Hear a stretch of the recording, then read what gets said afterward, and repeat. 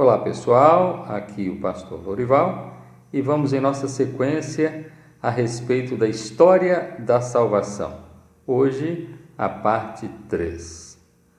Após termos falado de alguns eventos na revelação progressiva de Deus para desenvolver a história da salvação, seguimos até o Novo Testamento. Porém, não posso nem devo deixar de lado 2 ou 3 citações marcantes feitas pelo profeta Isaías.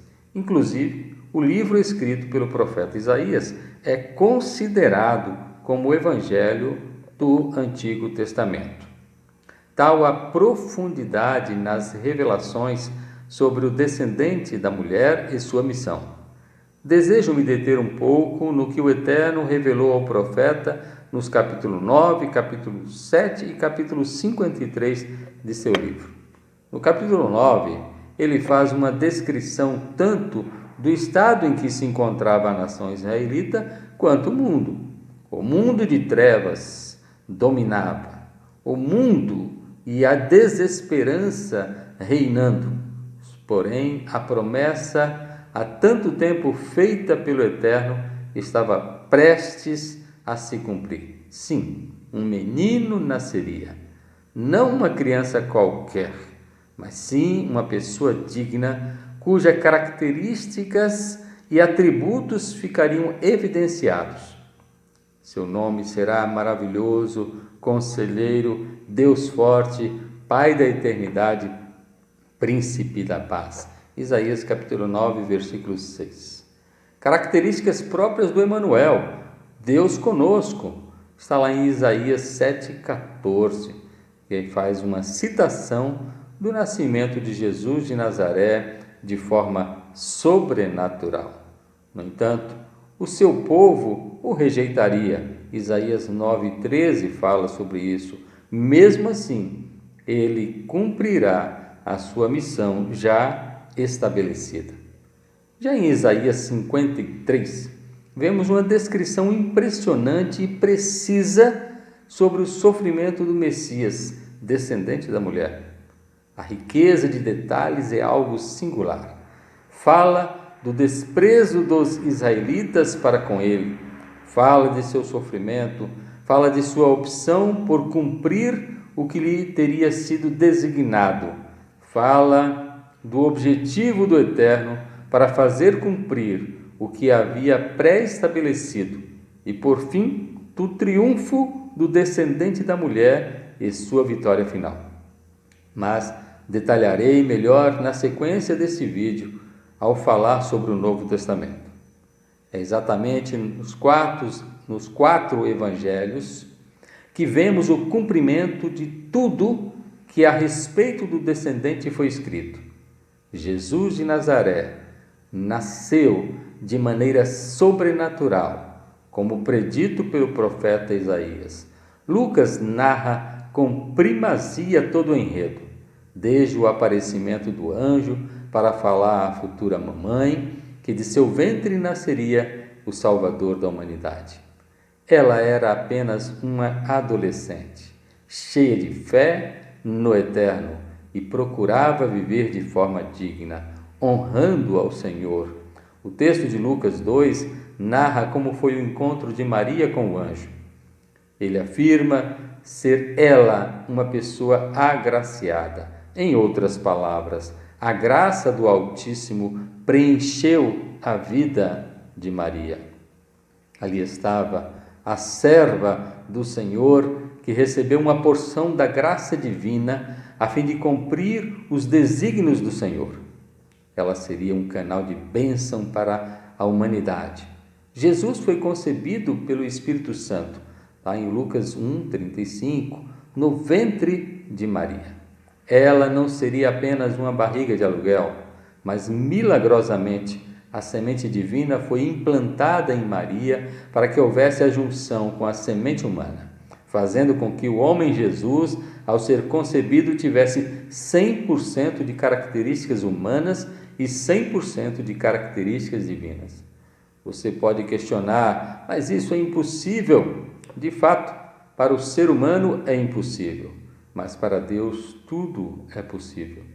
E você só crerá se tiver fé. São questões de fé. Se você não crê que a Bíblia seja a palavra de Deus, você não crerá nesse relato bíblico. Temos esta convicção dentro de nós.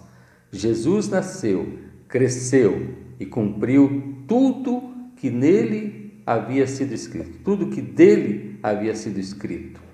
Pregou o evangelho do reino, capacitou um grupo de seguidores para divulgar a sua mensagem, curou, restaurou, ressuscitou pessoas e por fim chegou ao ponto crucial da revelação progressiva, que foi a morte de Jesus de Nazaré na cruz do Calvário. Ali na cruz, o Senhor Jesus destrói toda a artimanha do inimigo da humanidade. O inimigo da humanidade pensou que estivesse derrotando Jesus. Tanto é que ele tentou destruir Jesus em vários momentos desde o nascimento. Até com sua ousadia impressionante, tentou Jesus, oferecendo-lhe o que não lhe pertencia.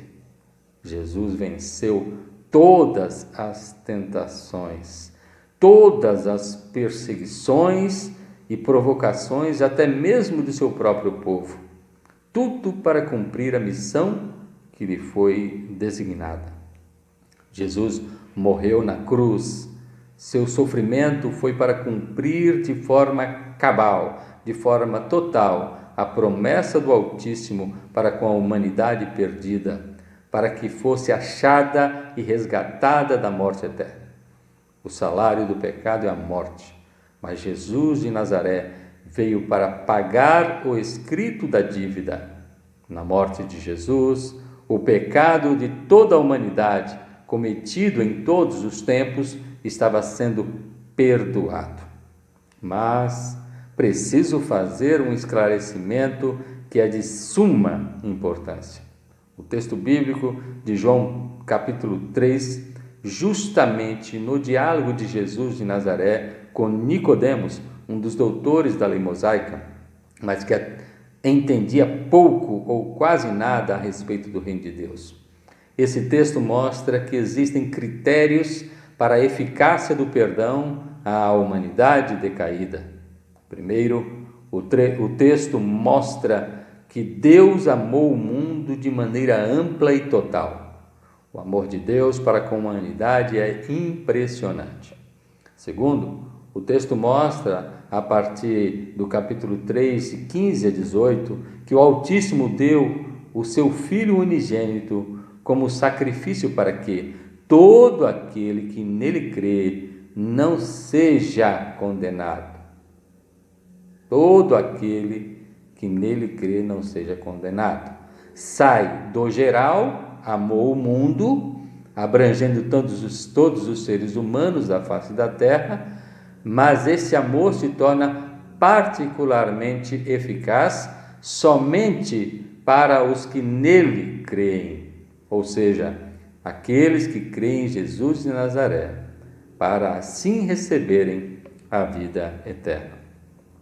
O texto diz que Jesus não veio condenar o mundo, mas ele veio para salvar o mundo, confirmando que a eficácia de seu sacrifício só se dá pela convicção de fé nele, Jesus, Filho de Deus. Quem nele crê não é condenado. Quem não crê já está condenado. Isto está escrito no versículo 18 do capítulo 3 de João. A condenação é estar para sempre nas trevas. Trevas representam estado de perdição. É desejar praticar más obras. É estar para sempre dominado pelo mal. Jesus morreu na cruz. O inimigo achou que tinha acabado, mas não. Ao terceiro dia, Jesus ressuscitou, vencendo a morte e derrotando o inimigo.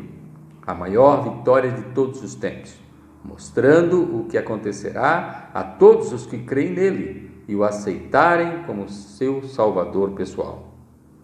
Após 40 dias aqui na terra, depois da morte e ressurreição, Jesus é trasladado, é levado ao céu. Disse que iria preparar o nosso lugar. Seu corpo foi glorificado. Recebeu um corpo espiritual incorruptível e nos prometendo vir novamente para completar a história da salvação. A história da salvação continua. O reino de Deus já está entre nós através da igreja. Sim, através de nós, membros da igreja de Cristo Jesus, espalhados na face da terra. O reino de Deus já permanece, tendo seu representante maior, o Espírito Santo, que Jesus prometeu que ficaria para sempre conosco, até que se cumpra e se conclua a história da salvação com a segunda volta de Jesus de Nazaré, e viveremos eternamente com Ele. E você, o que está esperando para nele crer de maneira incondicional? Esta é a sua oportunidade. Creia no Senhor Jesus de Nazaré como seu único e suficiente Senhor e Salvador. Poderia falar muito mais, mas apenas fiz um resumo da história da salvação. Viva essa história com Jesus de Nazaré. No próximo vídeo, estarei te dando algumas dicas através de textos bíblicos em como você poderá ajudar as pessoas a conhecerem ao Senhor Jesus de Nazaré e obterem a salvação de suas vidas e se tornarem membros do reino de Deus. Não se esqueça de se inscrever no meu canal.